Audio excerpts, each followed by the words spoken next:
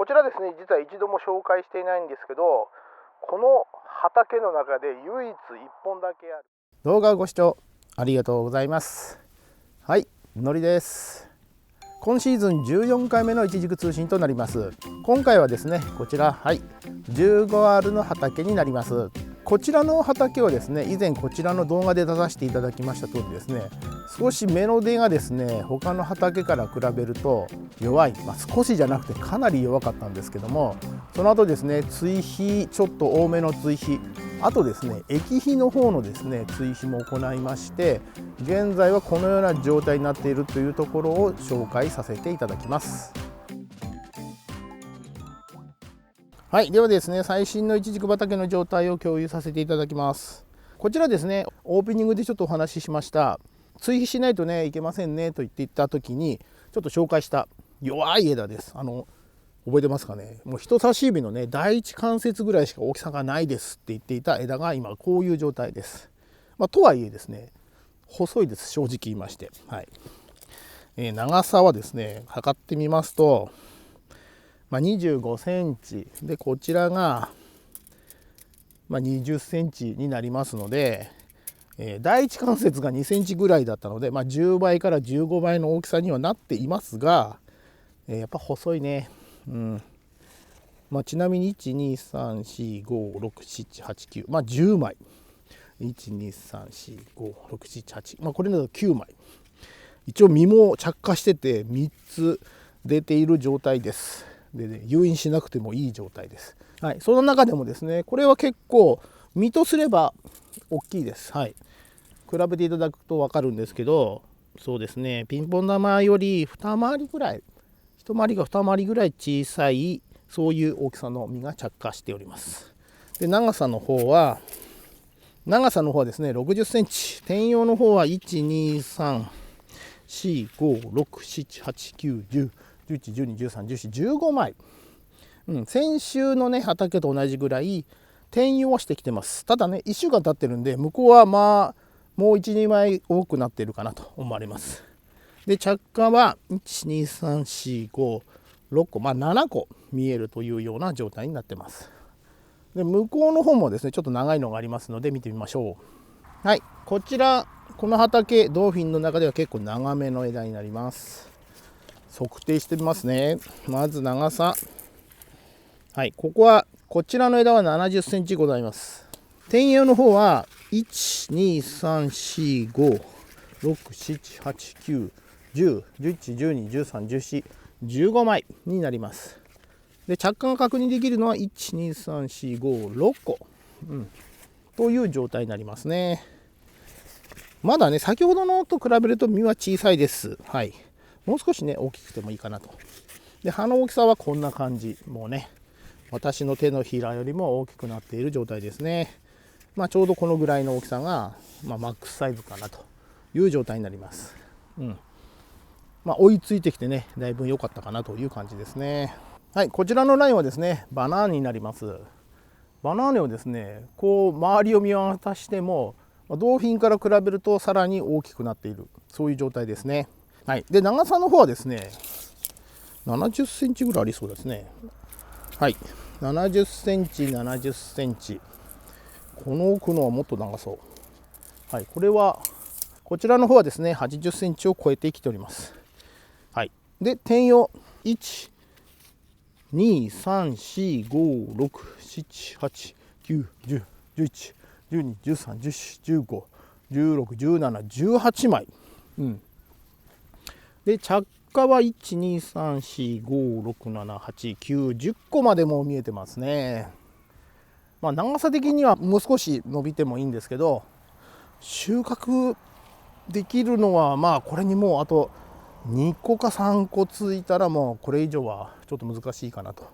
今シーズンね、収穫できるのは難しいかなというような大きさまで来てます。毎シーズンですね、バナーネの方はねこうなってますけど、どっかこの辺までまだ 1.5 倍ぐらい、ここまでとなると120、30、130ぐらいですね。130ぐらいまで伸びてるんですよね。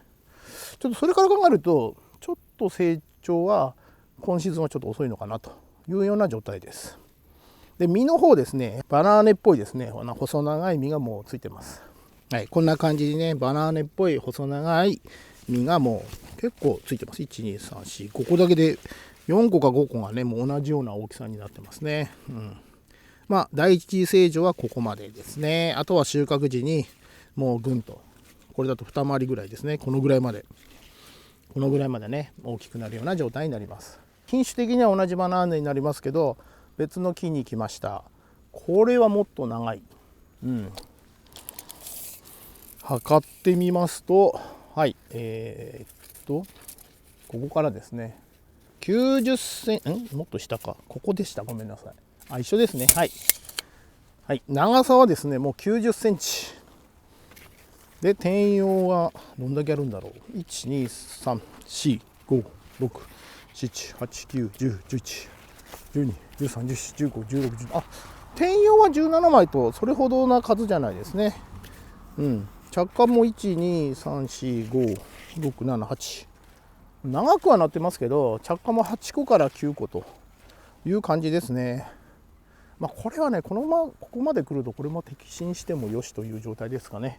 ここね、せっかくなんでちょっとね、摘心しておきます。こういう感じでね。これだけなってればもう大丈夫ですよ。1、2、3、4、5、6、7、8、9、10、11、12、13、14、15個。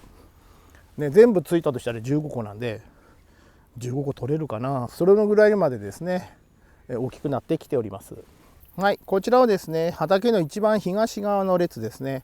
実はここの列はですね、昔黒いちじくを植えてましたけども、やはりですね、雨で収穫がですね、非常に難しいんですよ。いわゆる実がダメになってしまうということで、実は全部抜いて、ここはドーフィンを植えてあるんですよ。やっぱりね、ちょっとイアチでね、成長が遅い。で、プラス空いたところにですね、バナーネを植えたりとかして、結構ここ混合してます。いろんな品種が混じってます。はい、ちなみにこちらはバナーネです。手前の方はですね、ドーフィンなんですけど、遠目で見た方が分かるかな。分かるか分かんないですけど、遠目で見るとですね、ちょっと背の高いやつが混じってると思います。背の高いね、枝が。でこの背の高いのは実はバナーネです。こうやって見るとね、やっぱバナーネの方が成長がいいということがよく分かりますね。こちらですね、実は一度も紹介していないんですけど、この畑の中で唯一1本だけある、畑の中にあるんですよ。外には実はまだ1本あるんですけど、唯一1本だけある。はい。見ての通りです。ちょっと葉っぱの形違いますよね。ドーフィンでもないですし、バナナでもありません。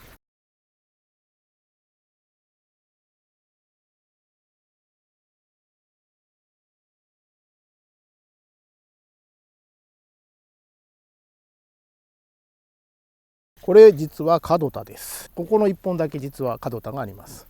出荷してません。っていうか出荷できるほど取れないです。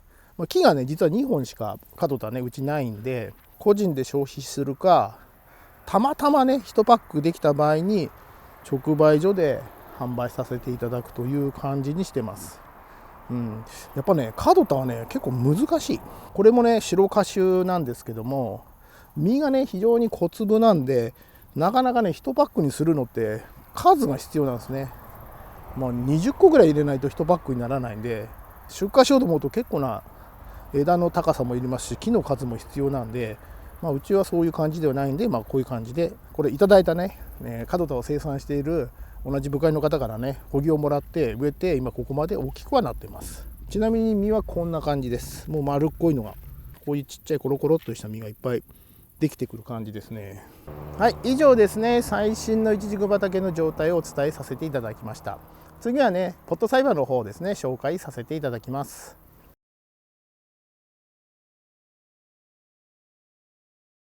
はい、ではポット栽培ですね。今こんな感じです。実がつきました。実が2つついてます。転葉は3枚と先週と変わってないんですけど、実がね、着火しました。こちらね。はい、こちらも同じです。実が着火2つしてます。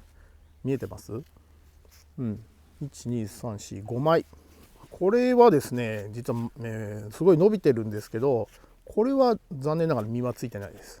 っていうかね、1年目で実がつくのも珍しいんですけどね。はい。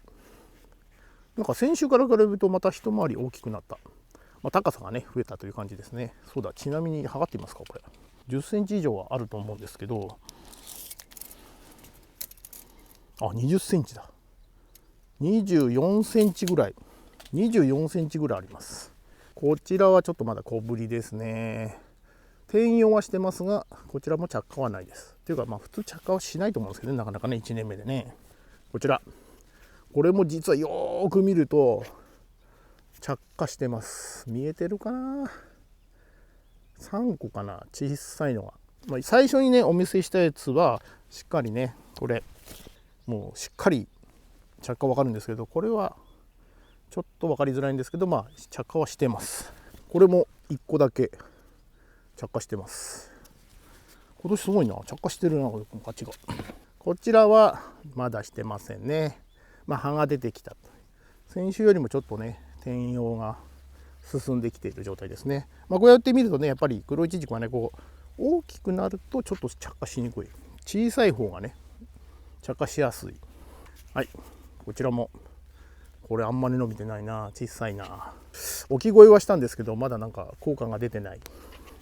はい、こちらもこんな感じ。転用は進んできてる。これまた脇芽が一つね出てきてますね。で最後、これが一番なんか細い感じがしますね。ひょろっとね、一番細い感じです。転用もね3枚4枚目という状態になっております。はい、だいぶね差が出てきましたね。同じ黒いちじくでほぼ同じ木から2本の木からしか取ってないんですけど、片やこうで片やこうと、なんか自分的にはこれが一番なんか大きさ的にもちょうどいいのかなという感じはしてるんですけどね。どうなんでしょう。どうなんですかね、この穂木の太さは影響してるんですかね。太い方が着火してる、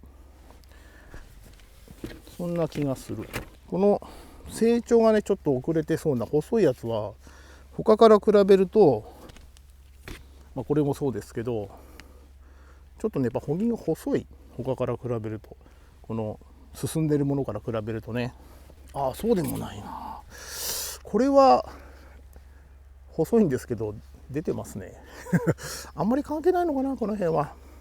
なんと申し上げにくいんですけど、でも見てる限りだとやっぱある程度ね穂木は太い方がなんか伸びがいい感じがします。以上、ポット栽培の状態でした。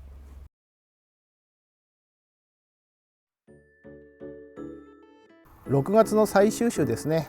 最新のイチジク畑の状態を共有させていただきました。続きましてですね、6月の作業進み具合についても共有させていただきます。6月の作業はほぼ終了しております。はい、まず1つ目は誘引ですね。一回り終わっております。そして2つ目、追肥ですね。6月は即効性のある肥料ということで S604 を施肥いたしました。そして3つ目、消毒作業ですね。2回行っております。1回目の方はですね、殺虫殺菌剤ということで利用しましたのもですね、J エースの水和剤、そして Z ボルトですね。こちらは銅剤になりますのでクレフロンを混ぜて、この2つを混用して利用いたしました。で翌週ですね、殺虫剤といたしましてスピノエース、そして殺菌剤ですね。殺菌剤の方は天気でですね、こういう形でですね週間天気出てまして、雨が結構ね1週間ぐらい続くということでしたので、殺菌剤の方はですね雨に強いと言われているレーバスフロアブルの方を巻きました。最後に防鳥の糸ですね、防鳥糸、こちらの方はですね 7R の方の畑の方はもう終わりました。現在ですね 10R の畑の方をやっておりますので、本日中に作業が終わるという感じになります。これで6月の作業は全て完了という状態になります。で7月のですね作業についてもですね後日アップさせていただきますので、よろしければご覧になってください。そうしますともう来週から7月になります。おそらく収穫まで残りそうですね40日から45日ぐらいという感じですかね。早いものですね。これまた収穫が始まりますとですね、またとても忙しい日々が続くという状態になります。私の方のチャンネルではこのようにイチジク栽培に関するヒントとなる動画をアップしております。まだですねチャンネル登録がお済みでない方いらっしゃいましたら、ぜひチャンネル登録、通知ボタンをオンにしていただいて次回の動画を待っていただければ嬉しいです。動画を最後までご覧いただきありがとうございました。今回の動画は以上になります。次回の動画でお会いいたしましょう。